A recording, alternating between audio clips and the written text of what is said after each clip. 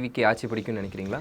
ஆட்சி நான் என்ன சொல்கிறேன்னா, அவ்வளோ கான்ஃபிடென்ட்டாக நாங்கள் ஆட்சியை பிடிச்சிருவோம்லாம் சொல்ல முடியாது. ஏன்னா இப்போ அரசியல் களம், எலெக்ஷன் களம், பூத் கமிட்டி இதெல்லாம் இருக்குது. இதெல்லாம் பயங்கரமான எக்ஸ்பீரியன்ஸான ஆளுங்க நம்மளுக்கு எதிர இருக்காங்க. ஒன்றே ஒன்று தான், அந்த மக்கள் சக்தின்னு ஒன்று இருக்குது. அது வேவாக ஸ்வீப் பண்ணிட்டு போச்சுன்னா டெஃபினட்டாக வந்து அந்த 2 யானை இருக்கிற கொடி தான் மேலே பிறக்கும். இல்லை we will prove the percentage. 2031 answer வந்துடும். அண்ட் நிறைய திரைத்துறையில் இருக்கவங்களே, ஃபார் எக்ஸாம்பிள் ஜூலி ஆகட்டும், அதுக்கப்புறம் சத்யராஜ் அவங்க பொண்ணு திவ்யா சத்யராஜ் ஆகட்டும், அவங்களும் வந்து விஜயை வந்து எதிர்த்தே ஒரு மாதிரி கேம்பெயின் ஒன்று பண்ணிக்கிட்டு இருக்காங்க. ஸோ அது பார்க்குறீங்களா? பார்க்குறேங்க, அதை பார்க்குறோம். பட் அது அவ்வளோ பெருசாக கன்சிடர் பண்ணுறது இல்லைங்க. அவர் ஏங்க அதெல்லாம் அது வேணாம். அது வந்து இஸ் சம்வேர் எல்ஸ். அண்ட் அவங்களுக்கு பேசுகிறவங்களுக்கே வந்து என்ன சொல்லணும், நம்ம அவர் தான் பேசுகிறோமான்னு உள்ளுக்குள்ளே குத்தும். ஓகே, இது வேறு வழி இல்லை.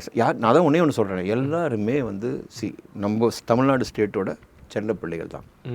யாரையோ சந்தோஷப்படுத்துறதுக்காக ஒரு அநியாயமான விஷயத்தை பேசுறது வந்து நியாயமே கிடையாது. பேசட்டும், பேச வந்து எங்களுக்கு நல்லது.